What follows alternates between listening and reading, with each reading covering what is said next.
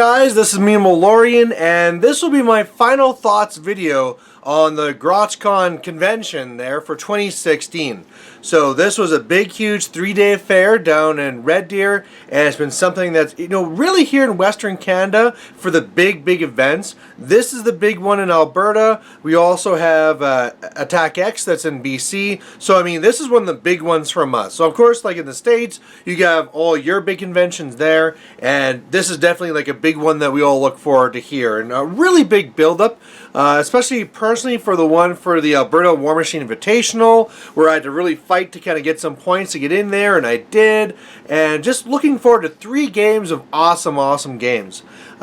So what I'm talking about here is basically how I did in those games, how I kind of thought about my lists and, my results basically. I'll be talking about my thoughts on the actual tournament, and yeah, just trying to sum it up there. So I guess to kind of really start things off, the first event I was in was actually on the first day, and that was the Iron Gauntlet. It was my first Iron Gauntlet ever.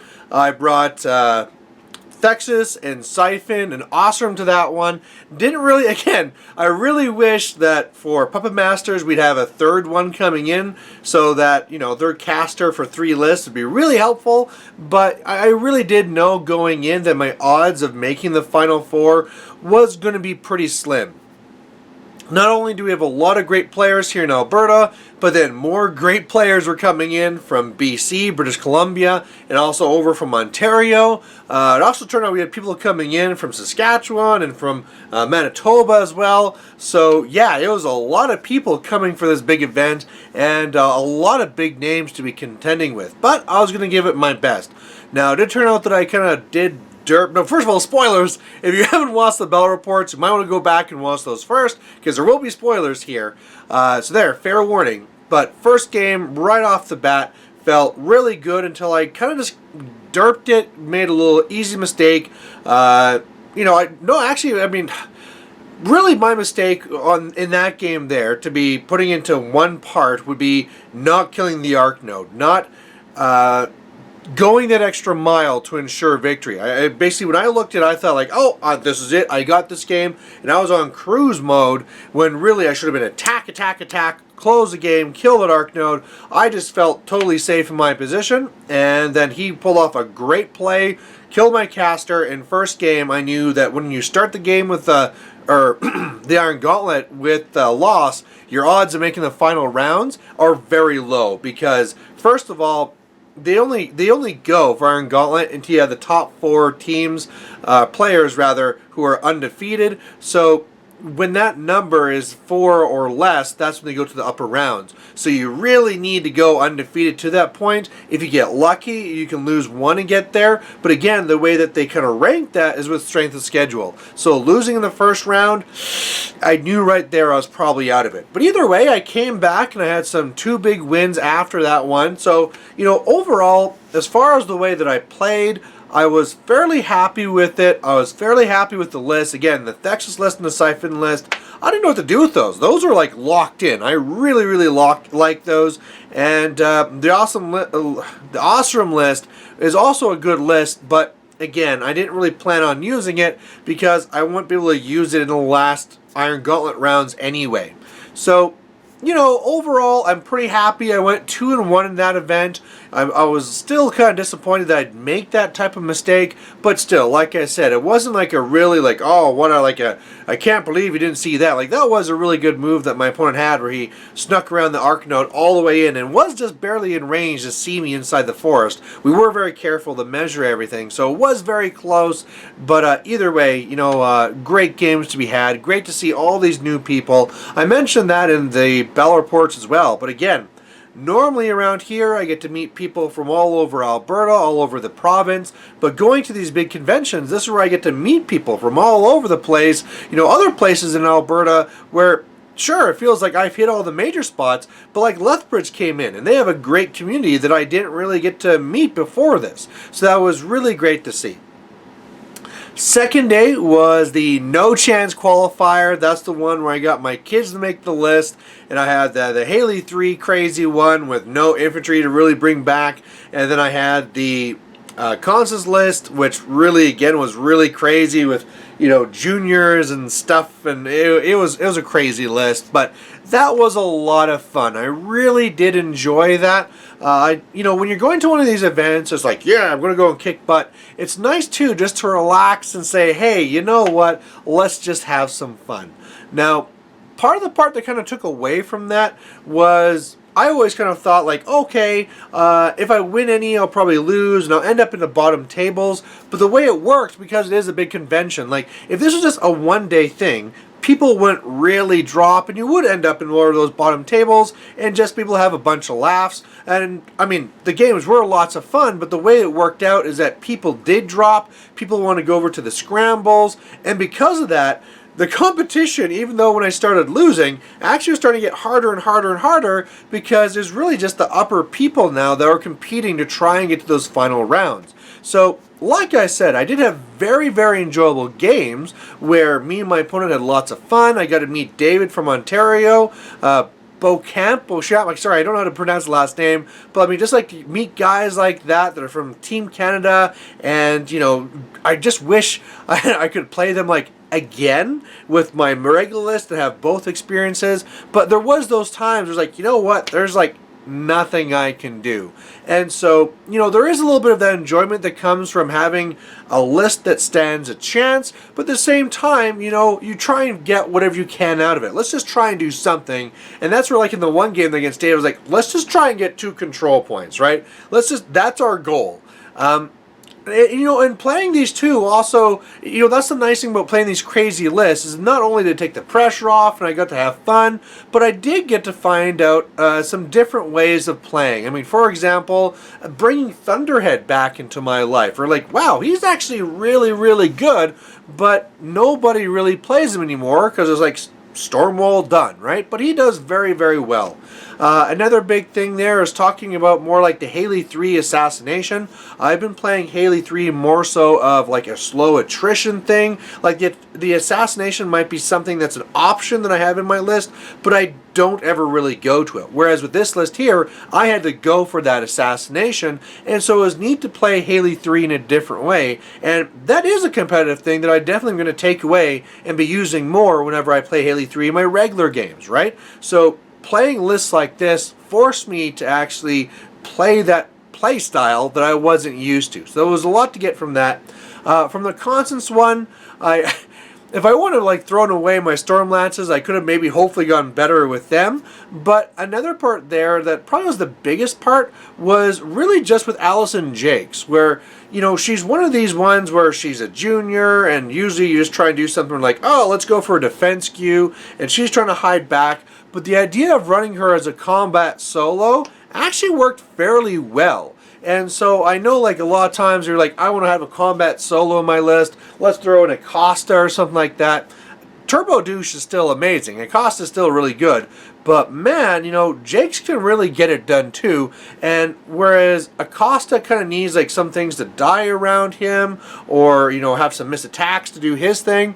Well, the cool thing about Jakes is that it's really on her part. She can run in there, kill something, sprint over here. She can energize her to try and get the charge lanes. Does not hit as hard as Turbo Douche, that's for sure. But it's just like another option. Maybe sometime I might take a list that has both Acosta and Jakes, and Jakes won't be running anything. She'll be in there for just to be a combat solo, and I think she would actually do very, very well. So, it's just, again, neat to play those extra things you don't normally play. Putting Triumph and a Hunter on the Junior, I don't think that's a good idea. I don't really like that. It didn't really work out for me. Even with the Hunter with having like the double control range, that only brought it up to 12 inches, right? But yeah, it was fun. It was a lot of fun. And my opponents, they got to see my list, and it was just like, what's going on here? Of course, I even got my 2 wins. Going into that one, I just wanted to win twice, and it happened. And I wanted also then the secondaries win once with each list. That one didn't happen, but to be honest, that was a bit of a push. The main thing was to try and win 2 games, and I did it. So, hooray. Awesome there. I went 2 and 3, but it's still that 2 is a very big 2 for what was going on there. The last part there was also the Alberta War Machine Invitational. This is one that was really, okay, serious time now. I wanted to get into this, and I wanted to do very well with my Thexus and Siphon. This is what I've been practicing for. I really wanted to prove myself. You know, now this is on a stage where I'm with all the top players. Everyone's really looking at me, and I really wanted to use this to kind of show off and say, look, not only am I kind of showing off Thexus and Siphon and showing what they can do, but look, I am a strong player, and whereas last year I kind of just lost like round 2 to Gord where I was too far up, this one I really thought I had a really good matchups with the Cephalix, especially Thexus being up against Legion, where I knew the way the brackets were all set up that I'd be Legion against Legion in the first round and Legion in the second round, although Lucas almost surprised me with minions there. You know, I felt this was a really good time where I could get some wins in, get in the semifinals, and in the end, I dropped out of the first game.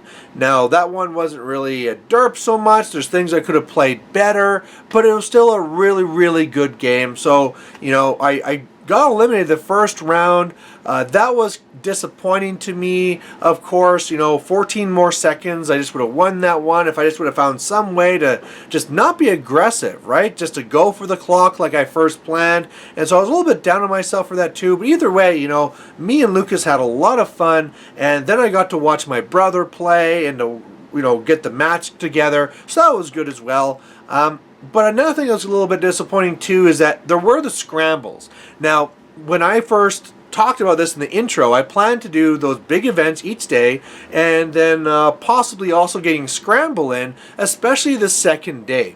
Now, the way it works there is that usually they want to do scrambles, you know, paced out so that as people drop out, they're able to go into the scrambles. And so there was 1 or 2 scrambles on the second day, maybe one on the first day too, but there was 2 to be on the second day. So after I lost, I was like, you know what? In my car, I got my Magnus Buccaneers, I got that awesome list, let's go do some scrambles. But by the time that my first game ended, the second scramble was already full. So that was, you know, disappointing because, like, for this whole day of gaming, for Sunday, I got in 1 game. And, you know, it's like, you know, if there was one negative thing I was going to say about this tournament, it was just the spacing of those scrambles, or the fact that they don't have, like, maybe another one later on, you know, because I was really looking forward to try and get some games in that, but there was just no opportunity. Literally, by the time my game was done, the second scramble was already full. So that was like, I mean, I still got in lots of games. I still got in, 9 games, which is really good. On the Saturday, I got to play with some guys doing some one-night werewolf or whatever, and that was a huge, you know, blast. But I really feel like if I could have got that one more scramble in on the Sunday, that would have been like, yes, I have the whole package, and I've been like 100% satisfied. Again, this is a very, I don't want to say it's a minor thing, because I guess it's a little bit more of a major, but this is a thing where, you know, as a TO, I can understand about how you need to have help. And this one here, Cam is the main one from the Grots that runs it, and he pretty much does it all by himself. There's a few press gangers who are helping out along the way, but it's really, that's Cam. That's like the whole show for this whole convention. And I mean, the idea is like, you know what, you know, from his point of view, it'd be like, I did the 2 scrambles. Maybe it's not for the people from the AWI. It's also from the guys who don't make the AWI. They're supposed to have something to play in too. So I understand that. I just kind of wish I'd have it. And I mean, even then, I have to also say, I could have just done some pickup games. I could have done that. There's nothing stopping me from doing that. I could have just found somebody and said, hey, let's go play a fun game. But I don't know. I just kind of felt I want to be in one more organized event. It's silly and it's weird, but it's just the one thing that kind of nags at me. Otherwise, I mean, really talking about then so much for, let's just say quick for the list.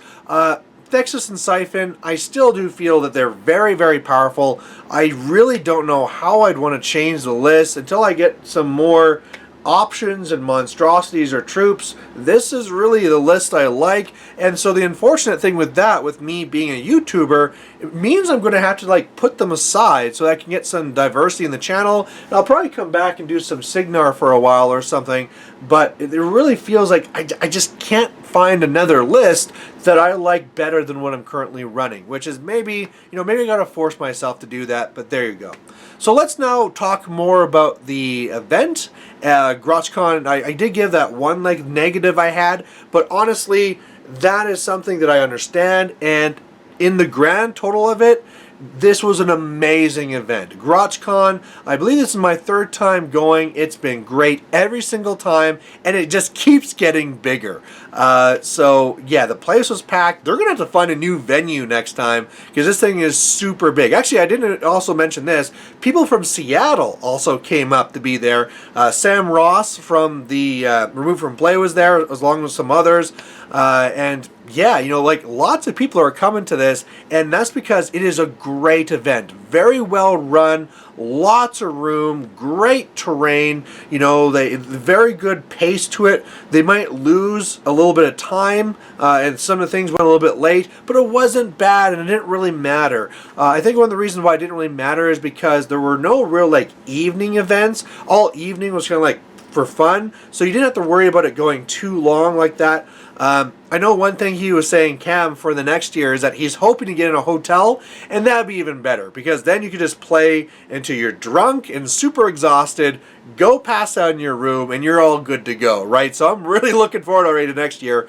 But yeah, just the whole package, really well run, and yeah, if you're anywhere in Western Canada or even the Western States, you should really be looking at Grotscon as something that you probably want to make out to, especially now with the Canadian dollar being so low. So, Grots and to Cam, hats off to you, amazing event. If your tickets were up for sale for next year, I'd already be buying it. So, there's for that. And I also got this. Now, I didn't win any awards or anything from any of my events I was actually in, but I got this guy, and it's sizable. Like, this is beside me now here. Whoa, don't fall off. It's kind of like this goes here into the base. I'm trying to decide if I want to glue that or whatever, but this one here, let's just actually take that off for a second. This is the one that says that I am Captain Awesome for 2016, where what this award was for was kind of like the person that's like the leader in the community. And so in the past I've gotten awards, trophies or whatever, for being best sportsman and stuff like that. And so that really showed about how, that's great. People like playing against me. I'm a fun guy and stuff like this. But this really meant a lot, where in the future it's going to be a thing where they're actually going to vote, and it'll be, a public type of thing. This one here, Cam just kind of decided that I should be the first one, and it meant a lot where, it's a lot of work to kind of do like all the battle reports and running kind of like the forums, and then my own tournaments, and then like the painting things, and like just trying to hype up all the other events. And everyone does their part. I'm not trying to say I'm like a one-man soldier or anything like that, but there's times where like, like I don't know if it's really worth it. Maybe I should just let this slip, blah blah. And like this really makes me just feel very well appreciated and wanting to do even more, right? Like, it's stuff like this, it's like, what? I gotta run more tournaments. I gotta earn stuff like this. So thank you so much to Cam and the Grots for making me Captain Awesome 2016. I'm gonna have to, keep it up so that I have another shot at it next year. But yeah, there's a lot of other people out there who'll be trying to win it too. So there you go, guys. There's my final thoughts on Grotscon. Again, I can't stress enough about how this is like, if you don't understand, because you're Eastern Canada or somewhere in the States or other places in the world, realize this is actually a really big event here, and it's just so fun. I enjoyed it so much. Yeah. And you can know that I'll be there again next year. So there you go, guys. Thanks for watching. If you have any thoughts on my battle reports, how I did, my lists, anything like that, please put that down below. And you know this channel, there'll be a lot more material coming. Oh, one more thing. I did get the top final game for the Alberta War Machine Invitational, which was my brother with Gaspy 2 up against Jeff Everett, who was running Zol 2. So that's going to be coming up later, but I'm going to be having some other guest commentators coming on to record with me on that. So look forward to that, and we'll catch you later. Bye.